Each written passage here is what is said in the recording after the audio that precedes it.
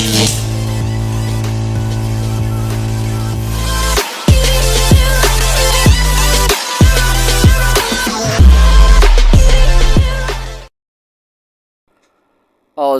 minasyaitonirrajim. Bismillahirrahmanirrahim. Allahumma sholli ala sayyidina Muhammad wa ala ali sayyidina Muhammad. Rabbi ghahli sadri wa yassirli amri walul 'uqdatam min lisani yafqahu.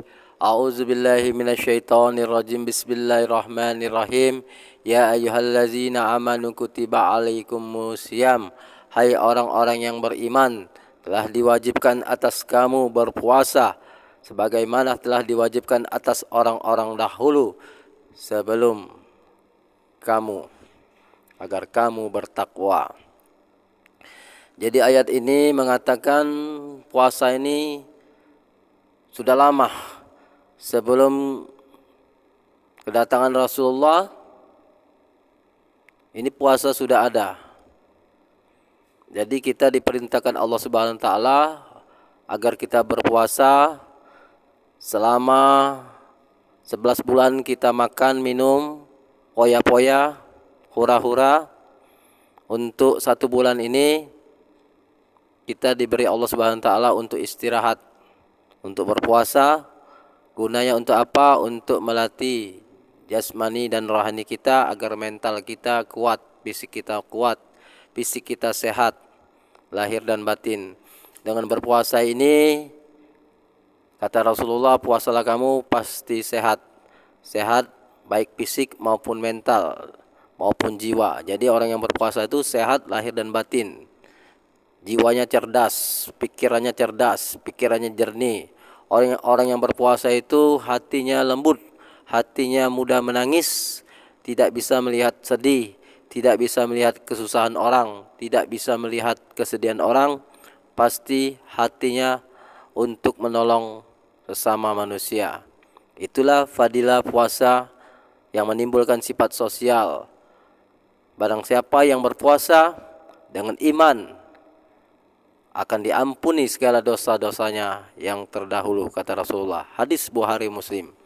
Maka dari itu, kalau kita mau diampuni dosa-dosa kita yang lalu, yang pernah kita lakukan, yang pernah kita laksanakan, baik kecil besar, dengan puasa ini, inilah bulan rahmat, karunia Allah Subhanahu wa taala, bulan ampunan. Maka dari itu, kita memohonlah kepada Allah Subhanahu wa taala dengan berpuasa ini, mudah-mudahan dosa kita yang lalu akan diampuni oleh Allah Subhanahu wa taala. Kata Rasulullah SAW bersabda, orang yang berpuasa itu seperti bayi yang baru dilahirkan, suci, bersih. Apabila kita berpuasa full, penuh, 1 bulan penuh, tidak ada dosa dan kesalahan yang kita buat, dosa besar, dosa kecil, tidak ada. Insya Allah kita seperti bayi yang baru dilahirkan, suci, bersih, tidak ada dosa dan noda. Maka dari itu, untuk tahun ini kita tingkatkan lagi puasa kita. Dulu mungkin kita puasa dalam bentuk syariat, mungkin kita hanya bisa menahan makan, minum, berhubungan badan, suami istri. Nah, ini tingkatkan lagi puasa batin. Kalau dulu kita mungkin puasa hanya bisa menahan lapar dan haus, menahan hawa nafsu untuk suami dan istri di siang hari. Nah, ini kita puasa batin ialah puasa mata untuk tidak melihat maksiat, puasa telinga untuk tidak mendengar maksiat, puasa mulut untuk tidak mengunjing, memfitnah, menuduh, menyakiti sesama, dan banyak berzikir, ingat kepada Allah. Puasa tangan untuk memberi. Kata Rasulullah, tangan di atas itu lebih baik, lebih mulia daripada tangan di bawah. Maka dari itu, dengan hikmah puasa, kita mempunyai jiwa sosial untuk memberi, bukan untuk meminta-minta. Barang siapa yang meminta-minta, kata Rasulullah, di dunia ini meminta-minta, pada hari kiamat wajahnya tidak ada daging, wajahnya seperti tengkorak. Orang yang suka minta-minta, minta makan, minta minum, minta zakat, segala macam. Kita jangan menghinakan diri. Kalau orang ngasih, ambil. Tapi kalau untuk minta, na'udzubillah, menjalik jauh-jauh. Walaupun kita keadaan susah, sulit, sedih, miskin, jangan meminta. Kalau ingin mulia di sisi Allah Subhanahu wa taala, hendaklah tangannya di atas, jangan di bawah. Suka memberi. Kalau ada orang yang memberi, ambil. Tapi jangan minta. Orang yang meminta-minta itu di akhirat tidak ada daging mukanya seperti tengkorak, kata Rasulullah. Maka dari itu hati-hati, jangan banyak meminta di bulan Ramadan ini, minta-minta sedekah, minta-minta dikasihani, itu cukup di rumah. Nanti insya Allah rezeki kita pasti ada. Jangan kita susah untuk memikirkan lebaran. Lebaran hanya 1 hari. Cuma kita menghambakan diri, menghinakan diri, minta-minta ke sana kemari. Maka dari itu berhentilah bagi yang suka meminta-minta. Untuk tahun ini insya Allah mudah-mudahan memberi. Jadi orang-orang yang dermawan. Walaupun kita tidak memberi, kita nggak usah minta. Itulah yang mulia di sisi Allah Subhanahu wa taala. Maka dari itu puasa ini mengajak kita mempunyai sifat kasih dan sayang. Dengan puasa kita merasa enak, merasa nikmat ibadah. Teruskan, tingkatkan. Jadi puasa hakikat ialah tangan ini berpuasa untuk tidak memukul. Dan tangan ini banyak-banyak memberi. Inilah puasa hakikat. Puasa kaki, jangan berjalan tempat maksiat dan berjalanlah ke masjid, ke surau atau untuk ke majelis taklim untuk menuntut ilmu. Puasa hati ialah bersihkan hati kita dari sifat sombong, dengki, iri, ujub, takabur, riya. Itulah sifat-sifat yang tercela yang ada pada diri kita. Untuk bulan puasa ini kita lebur, kita habiskan sifat-sifat sombong, dengki, iri, ujub, takabur, riya. Timbulkanlah sifat di dalam hati kita, sifat pemaaf, ya'fu, karena Allah Subhanahu wa taala mempunyai sifat ya'fu, pemaaf. Jadilah kita sebagai manusia memakai sifat Allah pemaaf, pengasih dan penyayang. Karena kita ini perpanjangan tangan dari tangannya Allah Subhanahu wa taala. Karena bukannya Allah Subhanahu wa taala mempunyai tangan, tapi kita ini adalah perpanjangan daripada Allah Subhanahu wa taala. Jadi kita perpanjangan ini maksudnya kita hidupkan sifat-sifat Rahman Rahim, kasih sayang sesama makhluk. Kita timbulkan sifat pemaaf dan kita timbulkan sifat-sifat sabar. Karena Allah Subhanahu wa taala mempunyai sifat sabar.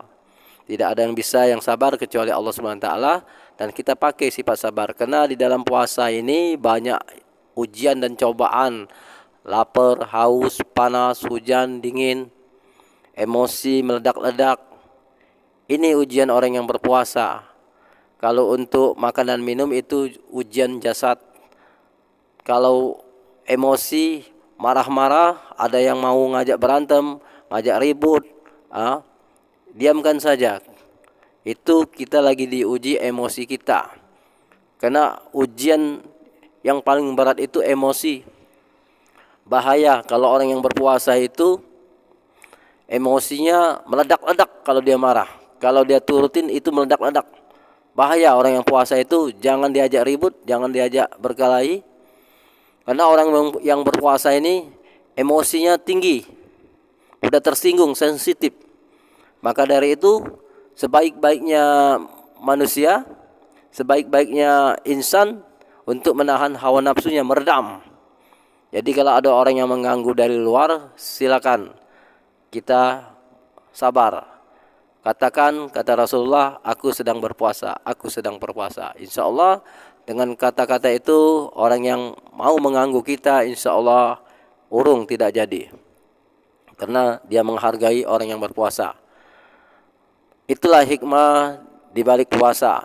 Karena puasa ini bukan untuk kita, tapi puasa ini untukku, kata Allah. Dan akulah akan membalasnya. Puasa ini Allah yang langsung membalasnya. Ya, kalau Allah Subhanahu wa taala yang langsung membalasnya, Masya Allah, wallahu alam, kita tidak tahu apa yang akan dibalas oleh Allah Subhanahu wa taala untuk kita yang berpuasa. Maka dari itu kita laksanakan perintah Allah Subhanahu wa taala ini. Kita tidak usah mengharap pahala, tapi carilah ridho dari Allah Subhanahu wa taala dengan puasa ini. Ikhlas, karena apa? Di balik puasa ini hikmahnya Allah Subhanahu wa taala mengampuni dosa kita, menyehatkan badan kita, membersihkan jiwa dan raga kita dari sifat-sifat angkuh, angkara murka. Maka dari itu orang yang berpuasa itu kalau sudah full 30 hari, dia seperti bayi yang baru dilahirkan, tidak ada dosa dan noda. Dan tingkatkan lagi setelah puasa habis Ramadan 30 hari, kita tingkatkan lagi berpuasa Syawal 6 hari. Boleh berturut-turut, boleh dikelang-kelang. Kata para ulama boleh kita dikelang-kelang ya. Mungkin kita ambil Senin Kemis ya dengan niat Syawal dan puasa Senin dan Kemis. Jadi bolehnya dua. Jadi niat puasa Syawal, niat puasa sunat Senin. Jadi mendapatkan dua pahala, Senin dan Kemis. Itu menurut para ulama boleh selama bulan Syawal. Jadi kalau sudah lewat bulan Syawal tidak boleh lagi kita puasa Syawal. Jadi kalau masih di dalam bulan Syawal, silakan kita berpuasa Syawal. Kalau kita berat, kita ambil Senin dan Kemis. Jadi niatnya dua, Senin dan Syawal. Niatku berpuasa sunat Syawal dan niatku berpuasa sunat Senin sampai 6 hari. Maka itu barang siapa yang merasa kuat fisiknya, mentalnya, ya silakan puasa berturut-turut Syawal. Gunanya untuk apa? Jangan sampai hilang kesan Ramadan yang 30 hari tadi. Maka dari itu kita dilanjutkan dengan puasa Syawal dan puasa Senin Kemis. Kalau kita kuat silakan. Mudah-mudahan istiqomahkan itu. Jadi kesan kita selalu di dalam ibadah Ramadan. Nah, untuk puasa ini itulah tadi boleh dikelang-kelang. Jadi dengan puasa ini yaitu untuk melatih kita daripada hawa nafsu amarah. Kita untuk menekan hawa nafsu amarah. Mungkin kita dulu rakus, dengan puasa ini mungkin kita tidak rakus lagi. Nah, puasa ini kata Nabi ada lagi, puasa ini adalah perisai benteng dari api neraka. Jadi orang yang berpuasa ini dijauhkan dari api neraka 70 tahun perjalanan. Jadi antara kita dan neraka itu 70 tahun perjalanan. Lama. Itulah fadilah puasa. Maka dari itu untuk membersihkan hati kita, jiwa kita, ruh kita, hendaklah kita berpuasa.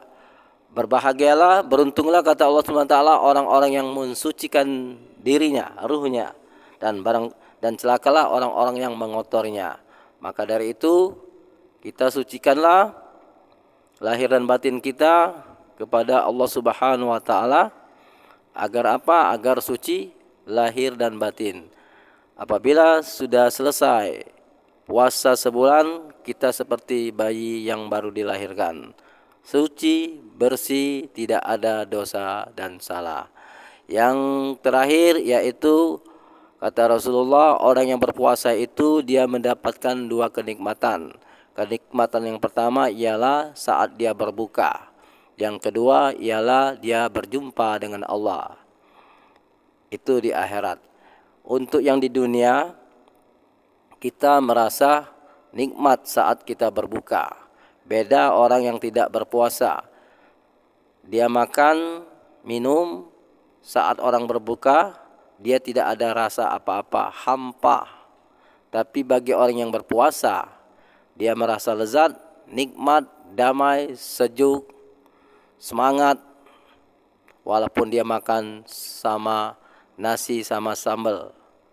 Tapi orang yang tidak berpuasa, dia makan pakai daging, pakai soto, sop.